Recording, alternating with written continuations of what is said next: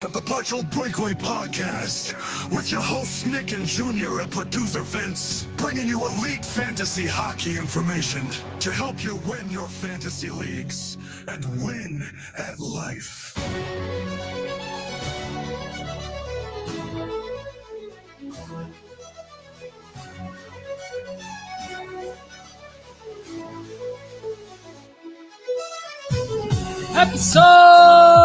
Episode 102 of the Partial Breakaway Fantasy Hockey Podcast.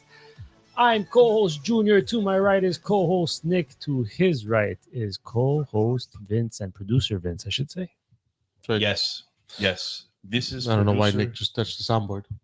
You were just repeating this. Just don't touch it. No, Just do don't your touch job. it. You know what? Do your Just job go. properly. The truth is, we just keep it for all the lights. We like the lights. We Yeah, don't it looks actually cool. use it. Yeah, it looks pretty cool.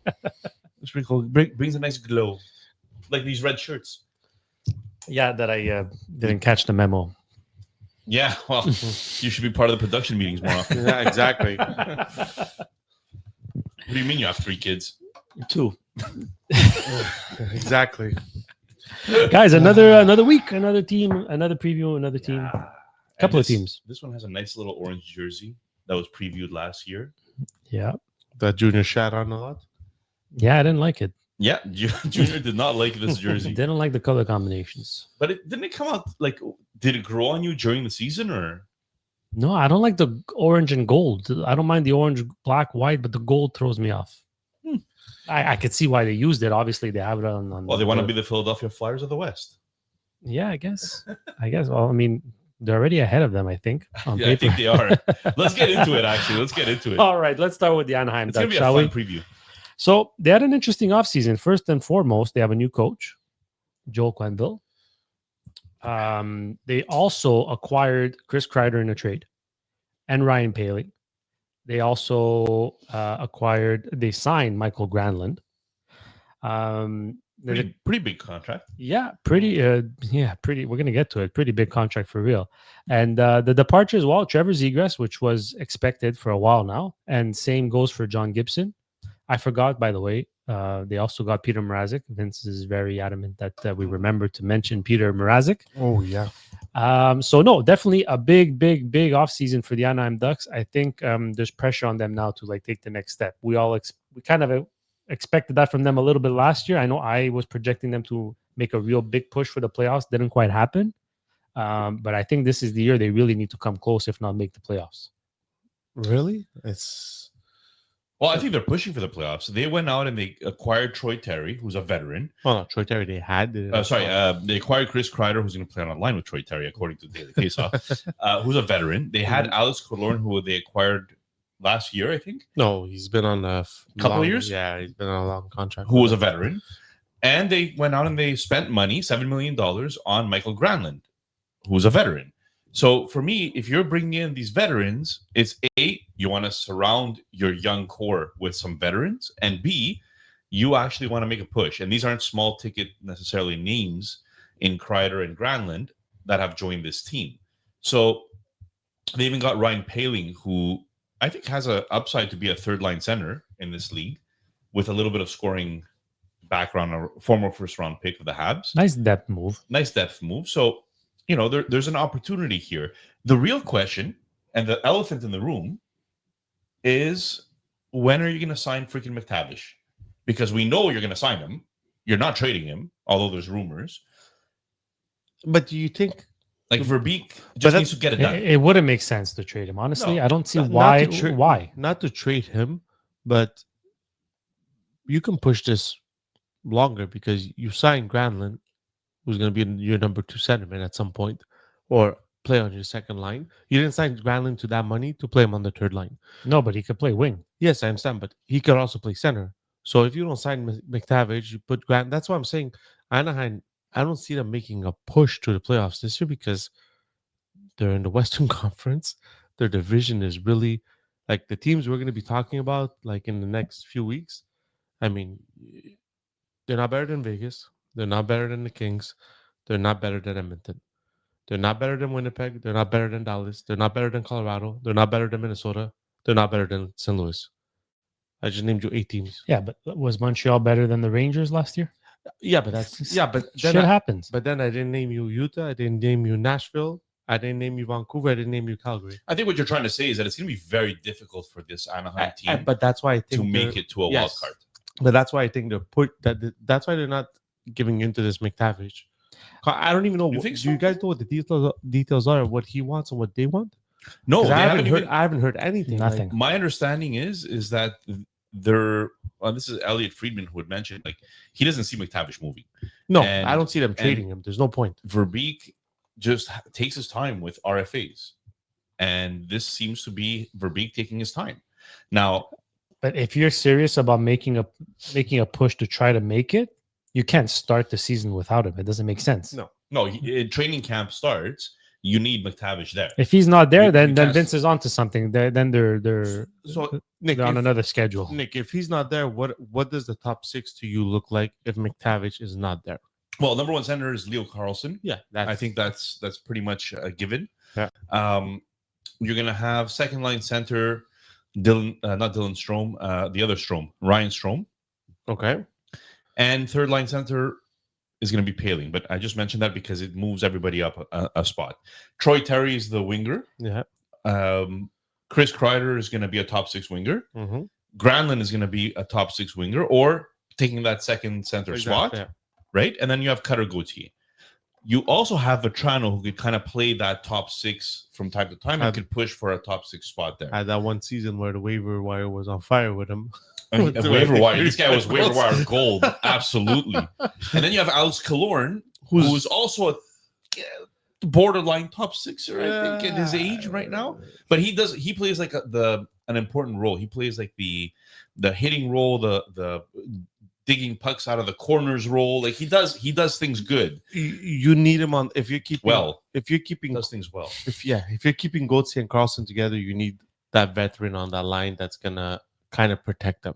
Right. And I think exactly. that's why Cologne right now is on that type line. But I don't see why Granlund wouldn't be on that line if he doesn't have to play center to be on the Because top line. I think this day and age, it's about duos. It's a 3-forward set, but it's about duos, and then the third guy, he's the complement that's missing. You know what I mean? Yeah. So it's normal to see a Killorn that naturally you think should be a third liner, which I think we all agree should be a third liner, but he could fill that role to help Carlson and Gauthier be more productive in the sense of creating space for them and so on. And maybe because they're young, like you said, he could protect them a little bit and intimidate. But yeah.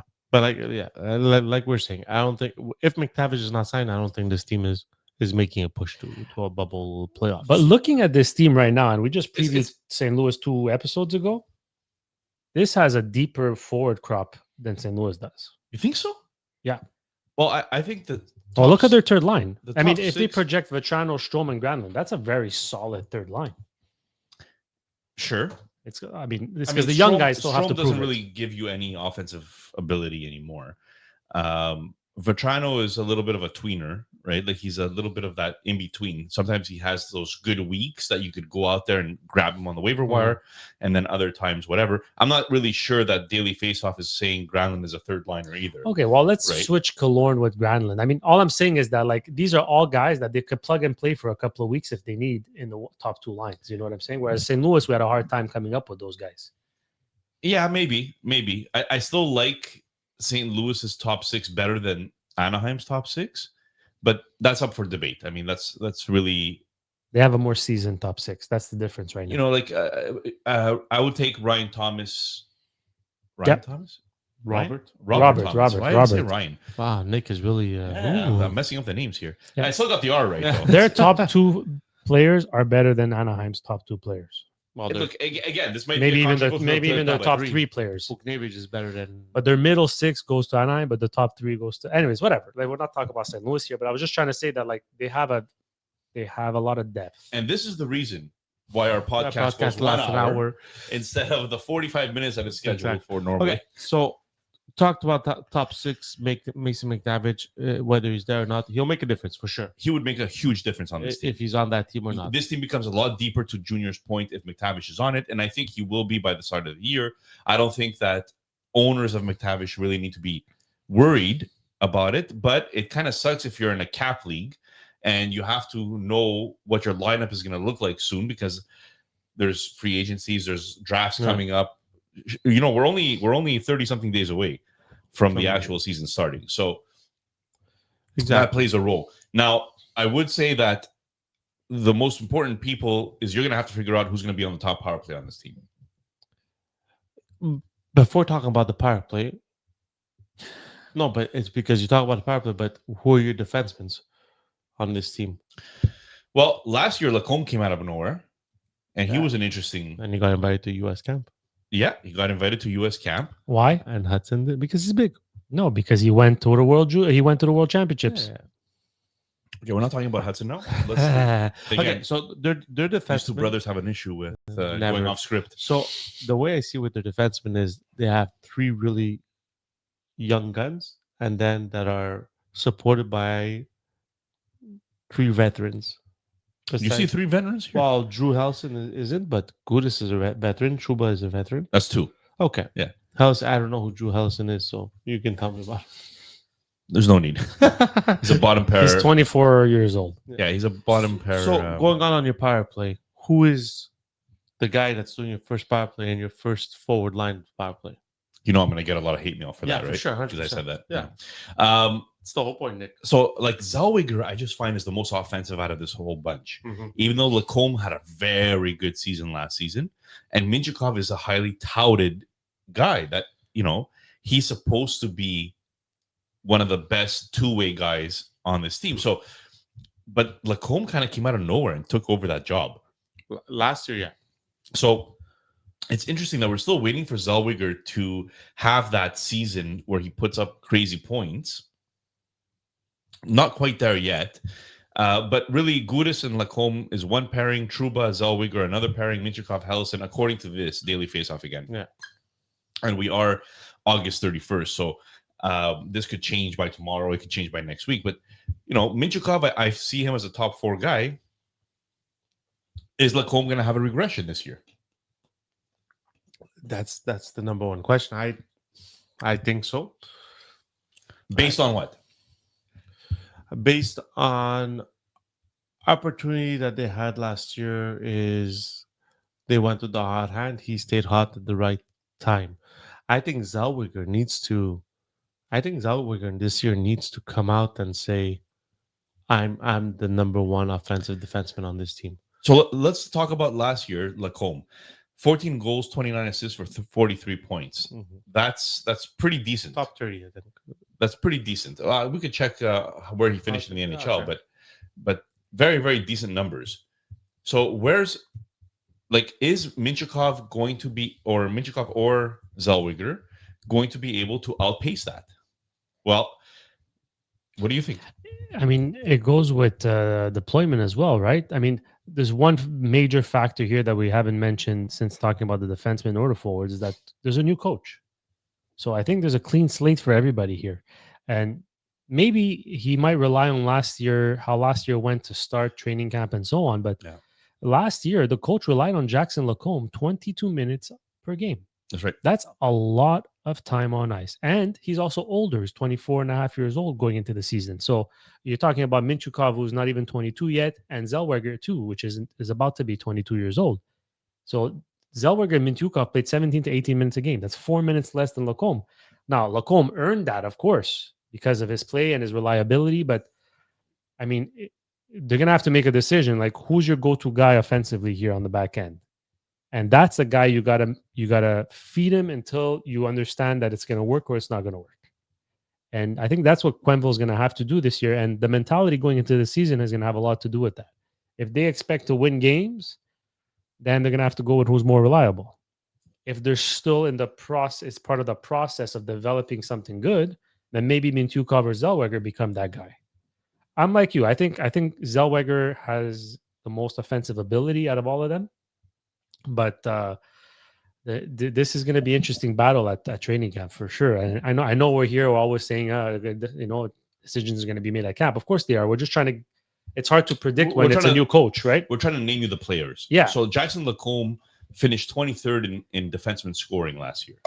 23rd. That's pretty damn good. It's pretty freaking good. Came out of nowhere too at 24 years old. You Sure. would think by now at 24 years old, this guy you know who he is. 32 teams in the NHL, so he's He's right. a number one in that case. Exactly. In that case, Right. he's I mean, number if you're really thinking about one. Points wise.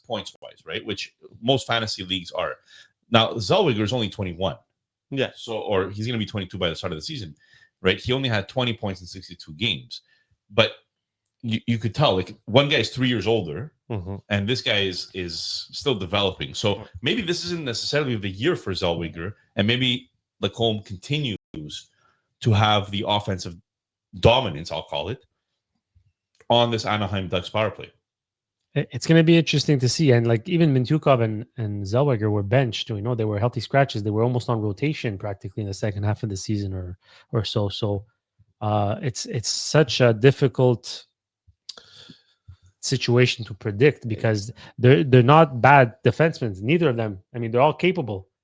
But So even Mintyukov who's is going to 21 pull years out on old. top? Yeah. So like even Mintyukov at 21 years old, like you're talking about very young. We went through this in Montreal. When your defensemen are very, very young, Mhm. it's hard to rely on them. First, they have to learn the NHL game. They have to learn the physicality. Mhm. They have to learn how to play defense in the NHL. And then you're hoping that they learn the offense as well. That's a And- lot of things that, And that's come into all while learning a new system. and Right. you have a new Yeah. system in a new coach coming in. The wild card, I think, it's Quenneville, and how is he going to deal with this young team? Because Quenneville was with Chicago, he had Kane, Taves, Yep. Keith, Seabrook, all in their young years, and then brought them to what they were. So Did he go to New York after? No, He coached another team after Chicago, did he not? I don't think so, but So I'll look that up. While maybe you're right. Actually, I think he was in. St. Louis. He went St. back to St. Louis. Louis. Yeah, maybe. But that's it. So listen, this team is so power play, Nick. Okay, so let's say you're putting Leo Carson, who we're guessing, or I think we're all in agreement. We'll have a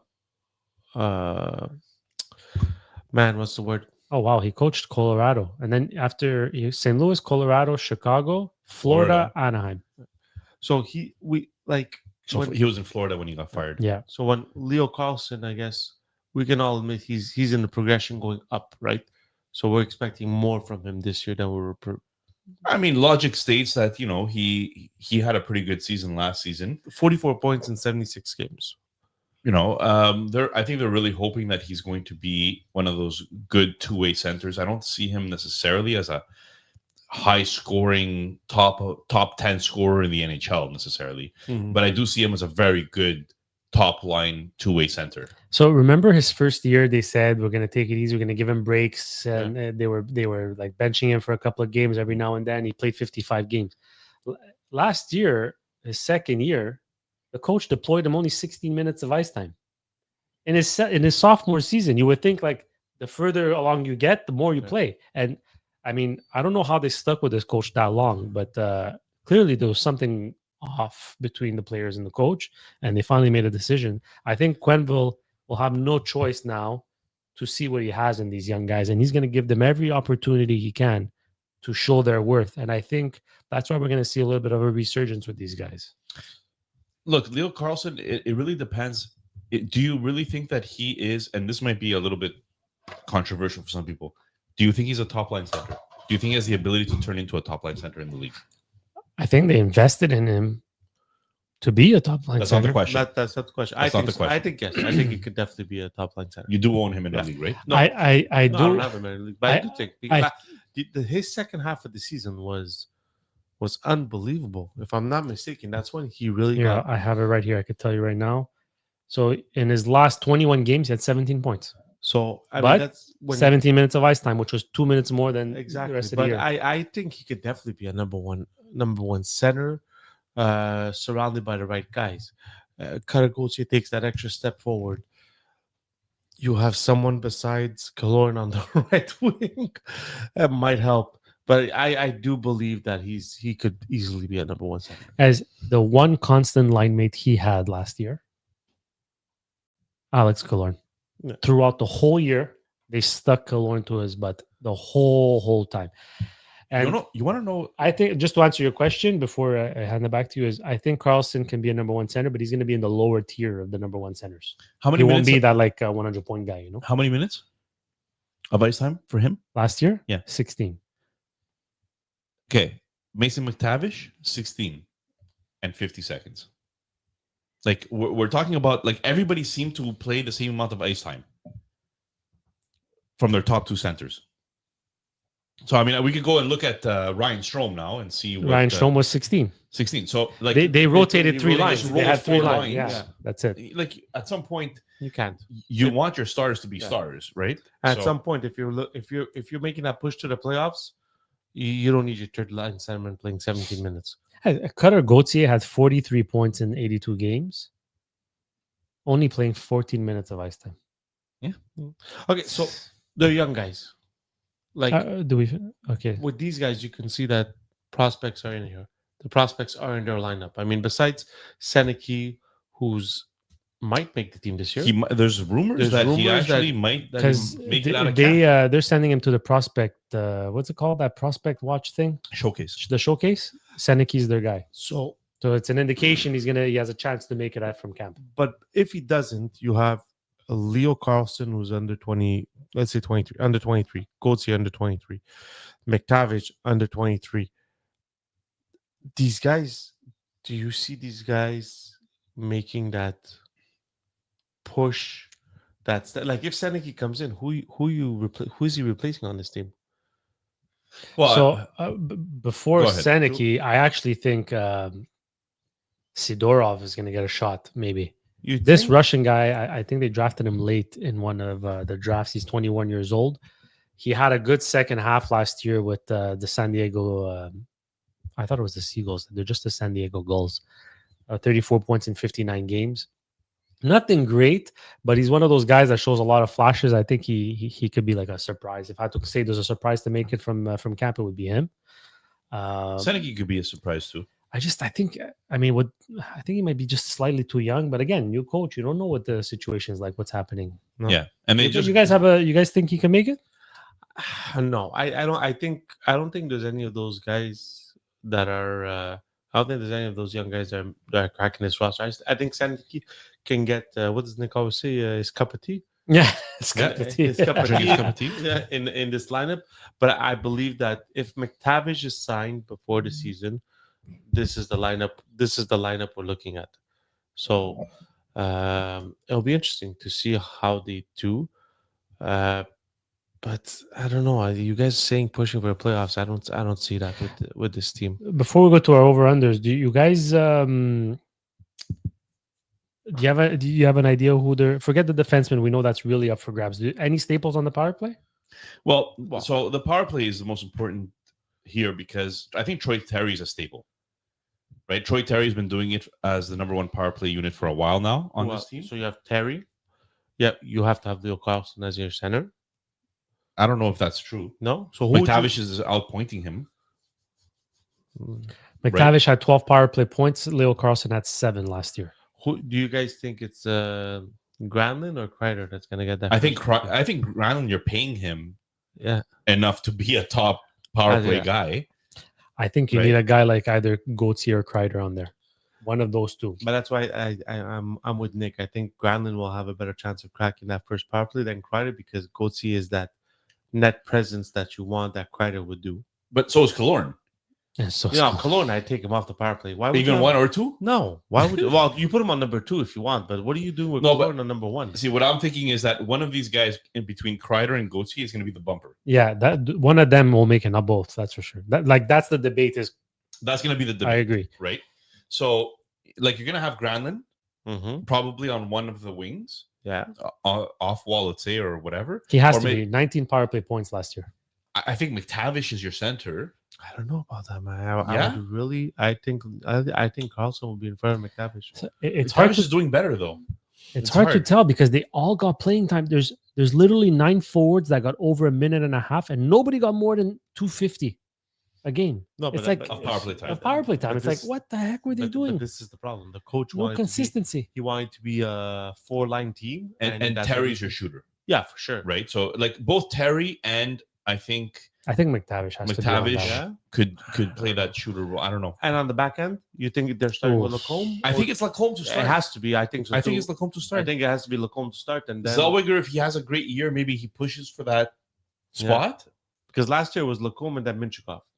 Zeller was their third option. Well, Fowler was there too No, for a certain amount of time, wasn't he? Mintyukov barely got power play Oh, time. yeah? Yeah, Mintyukov barely 50, got any. 53 seconds of power play time. Mm. I'm gonna be a homer. I own him. I have stocks. I'm not gonna lie, but I think Zellweger is gonna be the guy to start. I think Quenville is gonna go with the most offensive, the most the most reliably offensive player on that defensive core to start. He might not win the job, but I think that's the guy Maybe. who's gonna have to Listen. lose the job. If Quenville is going to depend on his veterans, mark my words, Truba, number one power play. And that's why. All right. That's why we have him Okay, here. that's a hot take. So let's go to over unders. I'm curious to see what he thinks. No, let's go to our goaltender. Goaltender. Because there's baby. big changes that happen. So Finally. Not big changes. Big changes that Vince thinks happen that you guys do not think that it's no, big well, change. okay, I'll tell you what the big change is. Go. Finally trading away Gibson. Finally. Finally, the guy has an opportunity to start fresh somewhere else. It's been years overdue. He's been requesting for a trade for since how long? But he 2 was a good years at soldier, least, and yeah. he kept playing, and he kept being a good colleague to Dostal. Now Dostal has a chance to run away with it, or like Vince's take, maybe it's a 1A 1B with Mrazek. I don't think it's a 1A 1B. I think it's Dostal is the number one goaltender there. But He's if had great numbers. But if he Hmm. starts to struggle, I wouldn't be surprised if they go with Mrazek. And Mrazek, if he gets Mrazek is hot and cold. So for 2 weeks he can be a Vezina winner, and then for the other 2 weeks he should be playing in DHL. So that's why I feel Dostal might lose some games, just because if Mrazek gets hot at one point, he might be taking that role if Dostal struggles. So let's look at their stats and go from there. Yeah, but you can because they play with Chicago. I mean, Anaheim's well, defensive core is not that much better than Chicago's because they're very young still. Mm. But Dostal, I feel like he's entering the age where he's starting to make a name, like the age where the 26. goalies start making a name for themselves. And he's been like steady Eddie, you know, especially if I look at his save percentage over the years. I mean, he didn't play much in his first 2 years, but he's over 900. That's a good start for a young guy, you know? So like, I don't want to look too much into the goals against average, because with a rebuilding team, that's always going to be pretty high, despite how good you play. So you always want to look like, yeah, I know Nick, you like quality starts and so on. So he had one off year, which was 2 years ago at 38.6. Last year he had 50% quality starts. That's pretty damn good, considering the decor that he had. Yeah, I think that's pretty solid. So I really like Dostal. I think this is a guy that you should buy now before his value becomes too high that it's not worth it.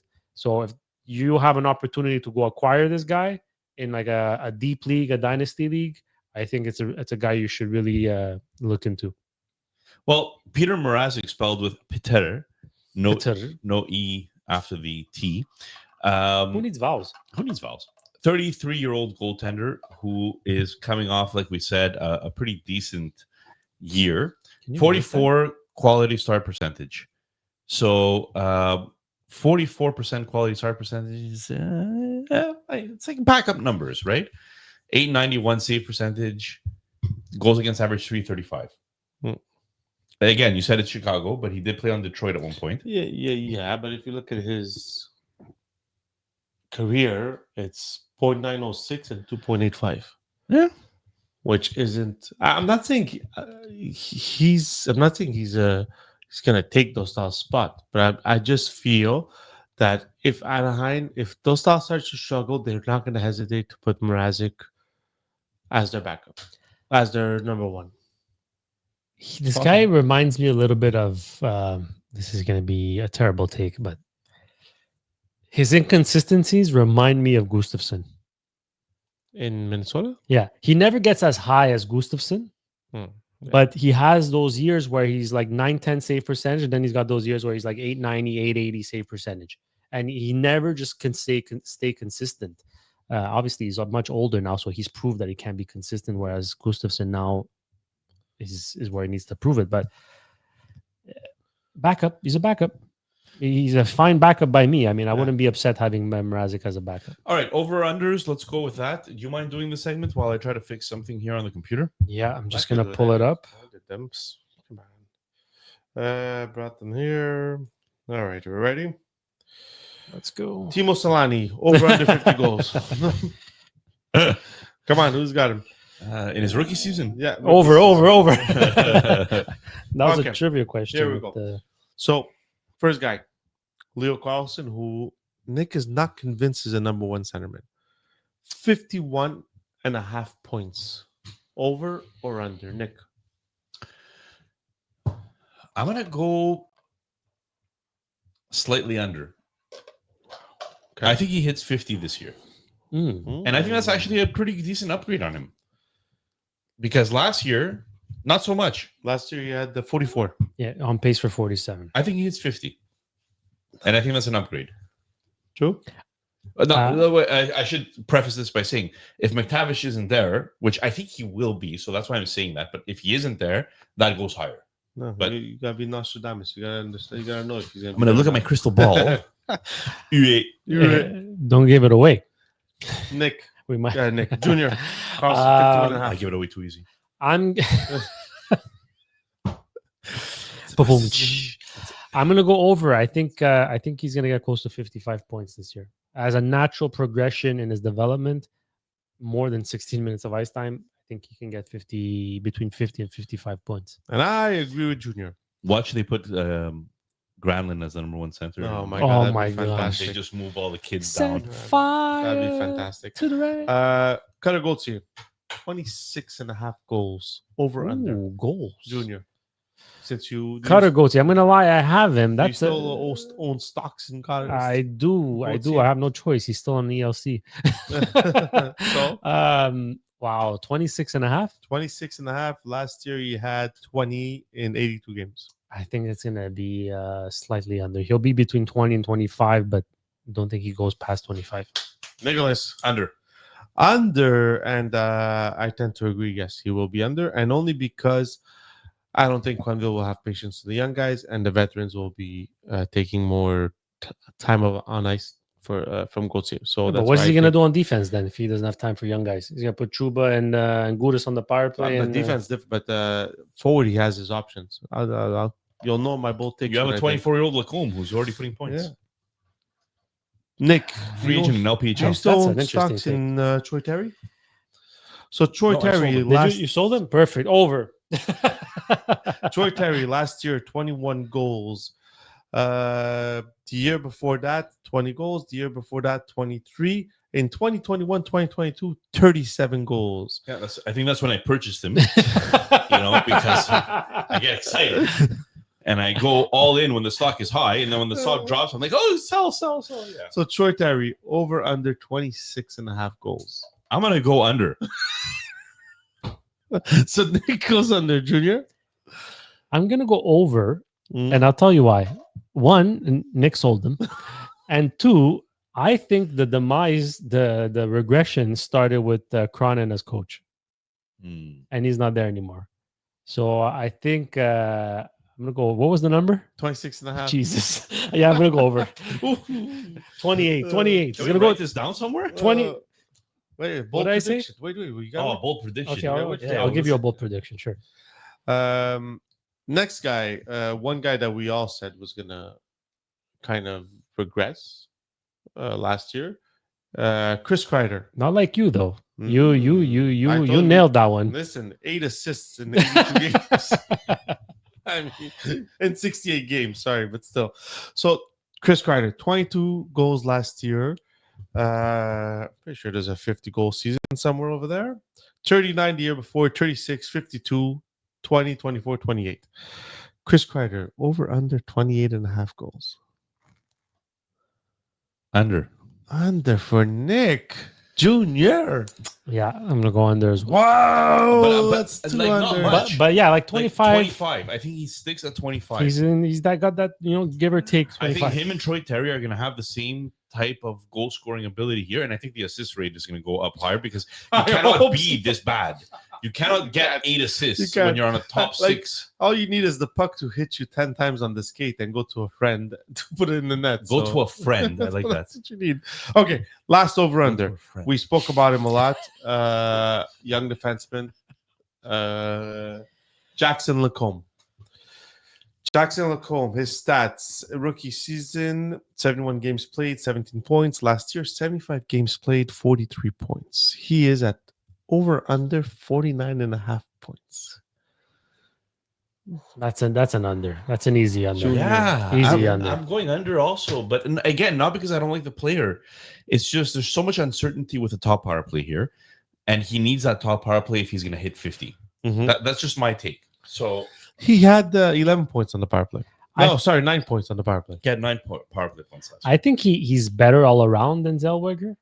Mhm. I At think he'll this- still yeah. get points. I just think that's a big number for him. Well, there it is for the over-unders for the Anaheim Ducks. It'll be interesting to see what goes on with this team. Bold takes. Let's do a bold We're not take. done yet. Oh, I know. I'm ready for my bold takes. Okay, so you go guys are first. not You ready for hosted my the bold over-unders. takes. I'm gonna host bold takes. 1 each. That's it. That's Yeah, it. I got bold 3. takes. Let's go. We're 35 minutes in. All right, Vince. Yeah, Bold take for the Anaheim Ducks. bold takes. for Team the or Anaheim- player? No, players. Last year they didn't have one 30-goal scorer. This year they're gonna have 2: Troy Terry and Kreider. Wow, Kreider. Yeah. Wait, does this mean a bounce back for Kreider Yeah. in your book? Yeah, Wow. 100%. Not bounce back. He's the 30-goal scorer. That's a massive. 68 he had 22 goals at 68 games. Yeah, that's close to a pace. And I understand he's playing with Panarin or whatever, but he's that's what I'm saying. Quenneville will depend on, to me, Quenneville will depend on his veterans. And I think Kreider will be pushed to the top 6 easily in the first power play. Guaranteed. So I think Troy I like Terry it. and I like Kreider, 30 goals. You know what? Both guys 30 goals. It's a bold take because of how he's performed recently, but I like the optimism. I don't have him anymore, so for sure he's hitting 30. Me? You go first. Dostal. Oh, son of a! I should have went first. Ooh. All right. I'm gonna find another one. Keep going. Plays 55 games this year and wins 35 of them. Wow. Okay. So just to give you an idea, though, because why is that bold, right? So No, last year that's really bold. he played 54 games and won 23. I'm saying he's going to get 11 more wins.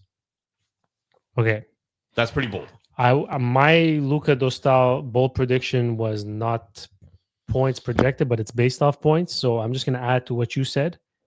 Lucas Dostal will be a Vezina nominee at the end of the season.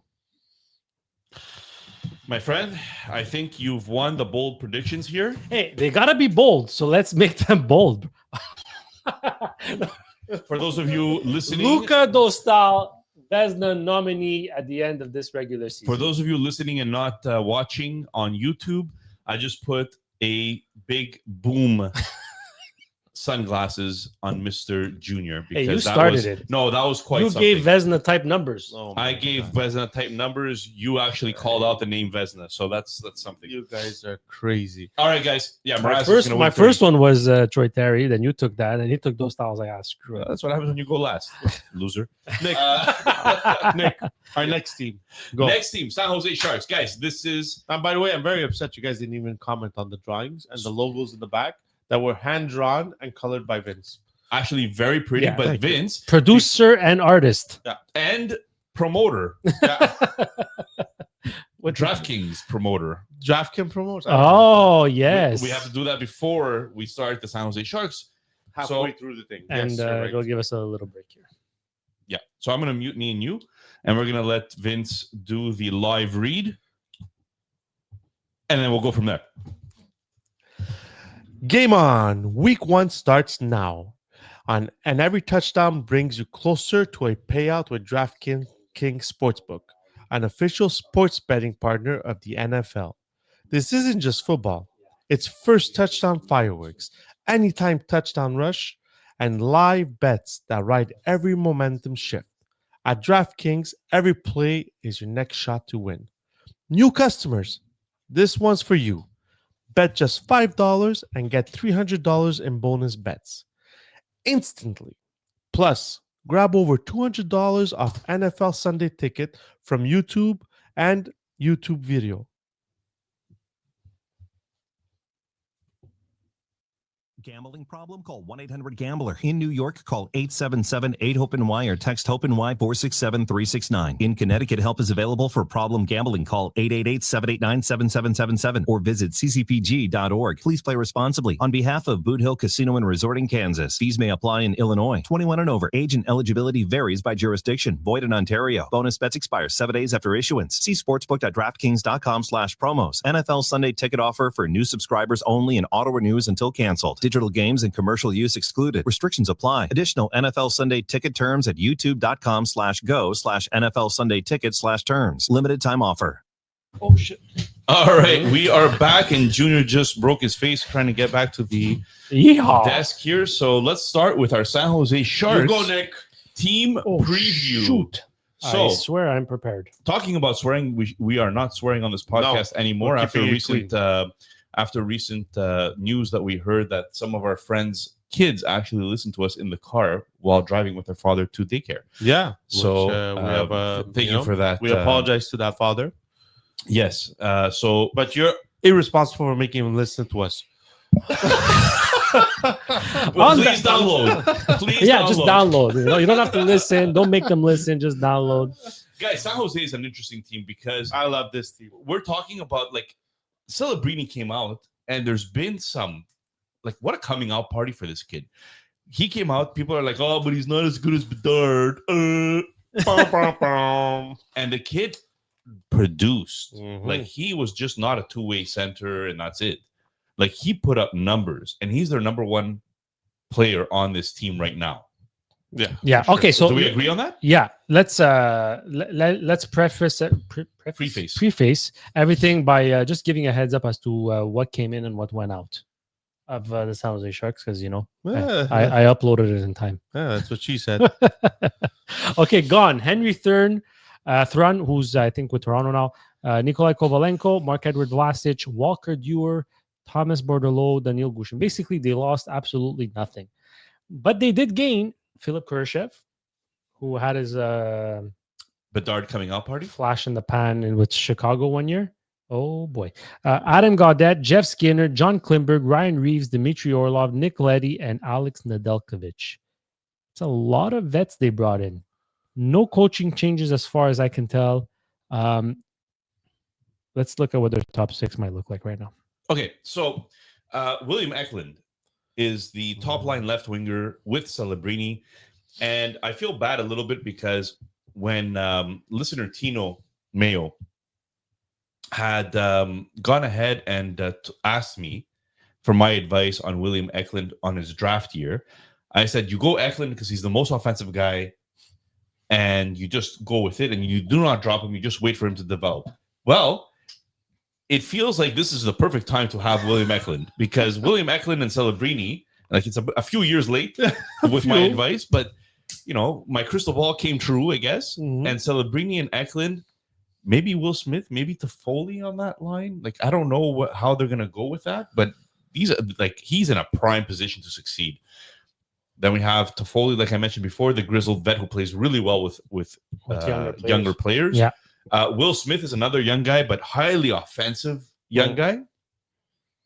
Jeff Skinner, or the ghost of Jeff Skinner. I don't know how this guy keeps getting top six roles. I don't know if he's going to be in a top six really, but you know, this is a once 30 goal scorer, 40 goal scorer. How 40? I think he hit once, if I'm not mistaken. I was just looking at his stats now. Well, he finally played in the playoffs. Skinner, 16, He finally played in the playoffs. 16, 24, 35, 33, 40, 24, 37. Yeah, he hit 40 once. That's right. I mean, he's got a scoring touch. He's got a Let's be scoring fair. touch. It's just the defensive part and the rest of the game that he needs to. And he's actually really funny. But that's why he went to San Jose, because they're just not playing for anything. So yeah, that's very true. his defensive game really doesn't matter right now. They have Adam Gaudette here, probably as that defensive presence on that line. I don't know if that's going to stick. Maybe that's Kurashev's spot. They have Wenberg as well, defensive. Like these guys might make the top six. I'm just not sure which one of these will. They really have a top five in my books.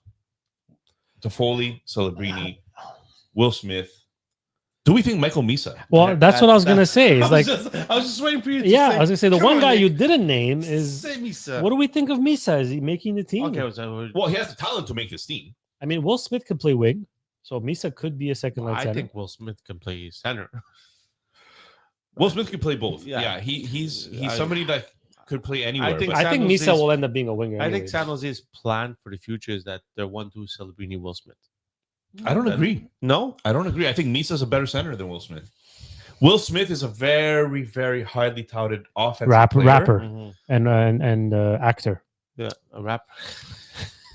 Did you see the AI generated crowd that everybody's talking about with Will With Smith? Will Smith, yeah. Oh, really? Yeah, it's all over it's social media. over. It's Wow. He like created it Yeah.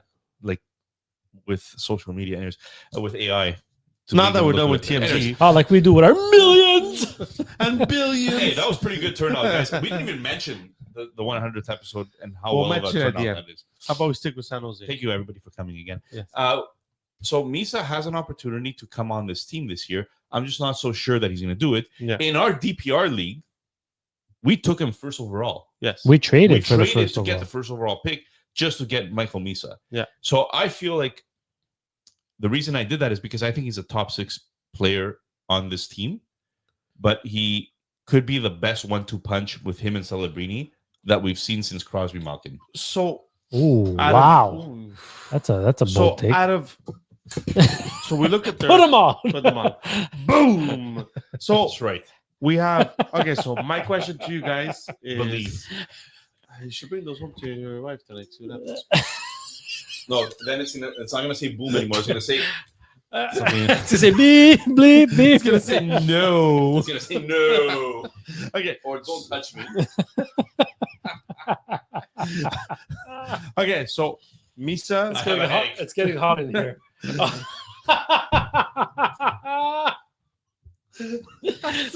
Tamara, earmuffs. Earmuffs. She doesn't listen. She hasn't listened to one episode. I guarantee you, she listens to this one. Oh my God. I'm gonna tag her in the posts. So I love you, baby. I'm joking. It's just a joke. Oh my God. Immediate regret. I'm sweating, man. Holy crap. okay. So Misa, Chernosov, Musty. Want to try that again? Who? Can you mute? I can. It's You Igor Chernosov. No, Chernyshov. Chernosov. Sorry. Yeah. Listen. Quentin Musty and Micheal Misa. Ooh, Quentin Musty. Who do Ooh, you think out of that's those two has the opportunity? I know you're going to say Misa, but do the other two? Do you think the other two have an opportunity to get? I'm going to say they're.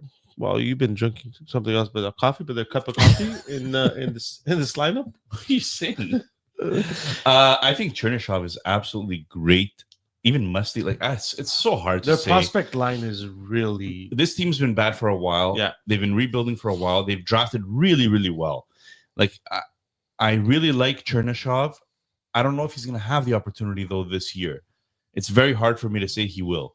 I'm a little bit more questioning their defense. Like Orlov was the best player that they picked up. I just don't think that any one of those is really gonna have a chance this year. It's too young. The lineup is too young already. No, yeah. If it isn't Misa, I don't know if the other two I have a don't see chance. these guys pushing for the playoffs, but you're looking for an improvement in their young guys, right? That's what you're looking for. They brought these veterans in to aid these younger guys in knowing what the NHL is all about. I don't think San Jose is far from pushing for a playoff spot. I don't think this is the year they do it. But like I said, I want to see a really good year from Musty in the AHL yeah. before starting to predict him. Yeah, so he finished his OHL he's- season and went to play 3 games with. That's it. He's never played with men. He was OHL up until juniors, AHL. Exactly. And then AHL, he only had a 3-game stint. stint. which he I had think 0 if he points. gets off to a good start and there's an injury in the top 6, he might get that call. Okay. Now, even Chernyshov, he played in the OHL and then he had a 2-game stint in the AHL.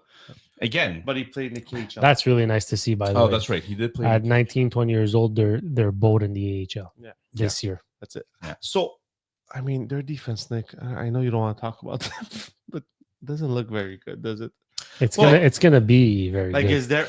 It's At some going point. to be, but is there anybody fantasy relevant on that defense? I think so. So it all depends if the only person right now that, according to Daily Faceoff, has an opportunity to be a top offensive defenseman on the Mhm. team is John Klingberg. Jonathan, who?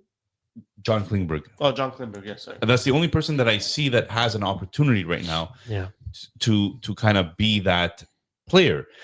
I don't know if they're going to be bringing up the other Sam Dickinson. Sam Dickinson this year. If they do, it's going to be interesting to see which one of them. Like, I like Orlov. I don't see him offensive enough to be a top power play guy necessarily, right? Klingberg has run a top power play before. Timothy Liljegren, I can't believe this guy's in the NHL. Stop it. He played for Toronto. He has to be in the NHL. Oh, yeah, okay. When it comes to like the other guys, there's nobody here. Like Mark-Edward Vlasic was a defensive defenseman. He's no longer there. Mario Ferraro is kind of a defensive defenseman, hasn't really been an offensive producer. And that's why I'm saying that John Klingberg could run that top power play. I'll give you a name. 52 points in 64 AHL games last year. Okay. Luca Cagnoni. He got some playing time We towards. traded him away, I think, in DPR. I think we still have him. He played 6 games, got 2 assists last year. This is a guy that is purely offensive. Purely offensive. Now, what worries me going into the season is that Klingberg was signed as a free agent. So I'm assuming they might want to give him a little bit of look, San Jose's trajectory this year is not to make the playoffs, right? No, I don't think so. But they get a guy like Skinner, they get a guy like Klingberg as assets to trade at the deadline. And usually when that's the case, you want to give these guys an opportunity to showcase what they can do so that you do get value in return. That's what scares me a little bit about Cagnoni. But if there is a young guy to make a statement this year on that back end, because I think Dickinson, they're going to make him want a season as much as they can.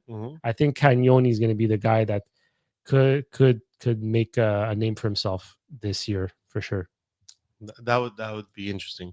So taking that, I'm not going to say bad, but lower end defensive core, and then throw in Askarov and nets.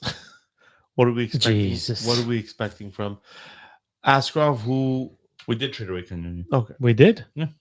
that's true. Look at Yeah. So look at Askarov. All right, he's going to suck that. So looking at Askarov, who last year played 13 games, 4 wins, 6 losses, 310 goals against average, save percentage under 900. He's 23. I mean, what got sent back to the AHL last year? The reason he wanted to get traded from Nashville was because he didn't want to go back to AHL. So what are we looking with this goaltending tandem that they picked up? Nedeljkovic. There you go, Nick. Nedeljkovic. Nedeljkovic. Good. Yeah. So what, like, is Askarov their guy to do 50 to 60 games, or are we looking at a 40-41 season for Askarov? Like, if he starts to struggle, do you see them sending him down to the AHL again? No. Okay, No, so the I think AHL this- is out of the question. I think Out. Okay, Out I of the think that's question. done. Okay. I think that part's done. The only thing I'll say is that Nedeljkovic, does he really give you any hope? Like 38 games played last year, 14 wins. Granted, it was a Pittsburgh team, but I don't expect much but more wins on San Jose. Yeah, and their defense that Under was- 900 save percentage. He had a 50% quality start percentage last year. So I don't see him being a number 1, Mhm. and I don't even see him being a 1B. So to me, this is Askarov's net. Yeah, so They're gonna live and die by Askarov, exactly. and Okay, that's that was my next question: is are they gonna basically, he has a bad game? It's, you know what, you had a bad game, bounce back, come back the next game. It's not gonna be a sit your ass on the bench and learn how to play. Nedeljkovic looked like a backup, or people thought of him as a good backup because of how bad Jarry was. Anytime he went in nets, he gave Pittsburgh a better opportunity to win than Jarry did. And he got a lot of playing time, and that's why people automatically assume maybe that Nedeljkovic is good, but he's not good. Do you guys realize Askarov only had 13 games played last year? And he had a 53.8% quality start. That's like so. The one thing I want to say about Askarov is yes, they're gonna live and die with him next year, but it doesn't mean his numbers will be great. So Yeah. like in your leagues, you shouldn't rely on him to get you a lot of points because his numbers, given the situation of the team and the defensive core at the moment being so young, it's not looking great in terms of being a quality fantasy relevant player. I think they need work on their defense. I think they have some young guys coming up, like Michael Badulin was there, but none of these guys really scream top end NHLers right now, They need Sam Except Sam Dickinson to be Dickinson. that guy. Yeah. right? Orlov, thank God they got Orlov. I think he's going to be a steadying presence on that team behind Mario Ferraro. Those are the only two that I could really see that are steadying presences. Yeah. So, No, not Timothy Leger. On that note, no offense, Timothy. okay. If you ever want to come on the show, you're more than welcome to come on the show. Let's. But Did we touch on the power play? Or oh yes, let's do power play because power play is actually very important on this team, on all teams, on all fantasy teams. on all fantasy teams. William Eklund, we all agree, should be there. Top power play. Salvini, Eklund, Will Smith, I think are staples. Staples. Tyler Agreed. Toffoli, staple. So who's Tyler And- Toffoli staple? Yeah, for sure. Then it's Klimberg or Cagnoni. But is there No, a case to? No, it's No, that's he. Hold on. Eklund, Celebrini, Will Smith Toffoli. Three and Toffoli. I think Toffoli's is a over Jeff Skinner, Yeah. even though they need that scoring touch. Well, because Toffoli's done it. Toffoli can give you that. Okay, scoring touch. all right. He can't skate. But And then I guess Klingberg is your number 5. I think so. Yes. If that's the case, guys, I think Klingberg has a lot of fantasy upside this year. What's is there? Would you make a case for another player On the defense right now, no. or on forward maybe instead of Toffoli? Like if Misa plays, if Misa makes the team, is he on power play 1? No, No. I think he's on power play 2 to start. I think their power play 1 is stamped with those 4 players and Klingberg and the back end. 26th ranked power play last year. Oh, they need a change. That's You for sure. It's 19th I have here. Power play percentage. Yeah, 19th. Sorry. No, I have 26. 224 Power play percentage last year they ranked. 18.6. They Yeah. ranked 26th in the league No, I have I'll take NHL.com's over. okay, if you think so. because the efficiency and the power play percentage is not the same, right? So it could be there's different. No, I have power play percentage here, but you go on. Doesn't matter. Either way, they're Whatever. bottom of the They're league. bottom of guys. the league. Exactly. The Bottom argument's half. the same. So not too excited about this power play unless Celebrini, Will Smith, they get more chemistry. Maybe they play together. Maybe I don't know. What do you think, Junior? I think those are the names. I mean, there's no point in rambling about possibilities that won't exist or that don't exist. I just what's really gonna hurt these guys is their bottom 6 is so bad, man. They have no depth. Like the depth will have to come from the guys Vince mentioned earlier, the Chernishovs or the Musties in the AHL. Because if they're gonna rely on Gaudette and Ostapchuk and Gaudreau, Yeah, but so those are the guys on the power play that you're looking at, and Let's do over-unders. I think this year San Jose is not going to rush those young guys. I think the more young guys they can give experience in the AHL, they'll keep because there's no reason to rush them. You already have Eklund, Celebrini, and Will Smith in your young core. You don't want to just bring up the other guys. Yeah. Leave them in the AHL. Make maybe them after the season. deadline when they need bodies to make up for the spaces that Yeah. they traded away. All right, Yeah. here's the moment that we've all been waiting for.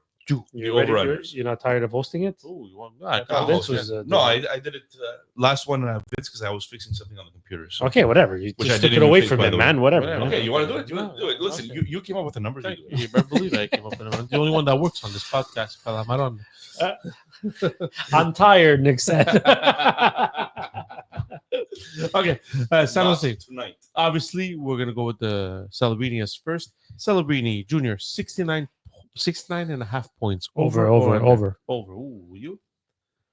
Over. Wow. Celebrini, 63 points. And listen, it's not 63 points in 70 games, so it's not a far fetch to get that 70 point. But sophomore year sometimes, Bedard had it. Good hit. So we'll see. Interesting. Eklund, who you were talking about, 21 and a half goals. Over or under? Eklund has hit 17 like yesterday. Last season, 16 the year before. 21.5. That's a solid number. It's a I tough know. number, eh? That's why Vince does these Uh, things. I'll say over 22. Oh, I'm gonna agree with Nick. Over by just one. Just over. Wow, look, you guys. Will Smith, sophomore season, 53.5 points. Last year, he got 45 points in 74 games. Nick, go first. Over. Over 53.5 points. It's tough. Yeah, but I'm with you there. If Celebrini seeing is going over, 55. if Celebrini is going over 69.5, he needs a Batman. He needs a Robin. This is Kind of like I need you guys. this is Yeah, you're Catwoman. I wish. 53.5. 53.5. I'll go over. I like it. This one is Klingberg, 45.5 points. Holy Over or under? So just, I know it's a high number. just a bit outside. Just a bit outside. So Klingberg in 2025, 4 points. 2023, 2024, 5 points, but in 14 and 11 games. So 67 games, 33 points, 74 games, 47 points, and then he got hit 36, 32. Biggest thing with Klingberg is since 2017-18 season, he has not played more than 80 games, and usually under 60 I'm going to go under. because of his injury. Not prone? because of his injury Okay. prone, but I think he hits 40 points this year. Okay. Junior? I'll go under. I'll say what's encouraging is that this is going to be the first season in God knows how long that he's going into the offseason healthy, which is going to be a huge plus for San Jose and Klingberg. I just think at a certain point, they're going to have to give a young guy like Cagnoni the opportunity, which won't allow him to get to the number you said, which was 43. We don't own 45 him and anymore. a half. Yeah, no, Klingberg, that's under. Okay. All right. So, final one. If he plays in the NHL, starts the season, Micheal Misa, 41.5 points, over or under? Over. Do you think he's gonna? Oh, okay. Bold Over. takes. Go. Under. Nice. All right. So since we went bold takes, that's for the over-unders. But Nick, why don't you start with your bold take? Oh, he's going. Oh, he's going for this is what now? And not I'm tired. What's this one? Boom. Like, this is if this bold takes come through, you know what you got to do. Micheal Misa, 47 points this year. 47 points. I thought you would have gone like 50. Michael. I mean, if you're gonna go boom, go boom. I was going to say 50, and I chickened out. Handbrake. I pulled the handbrake. Because you know why? You're not supposed to get these right, by the way.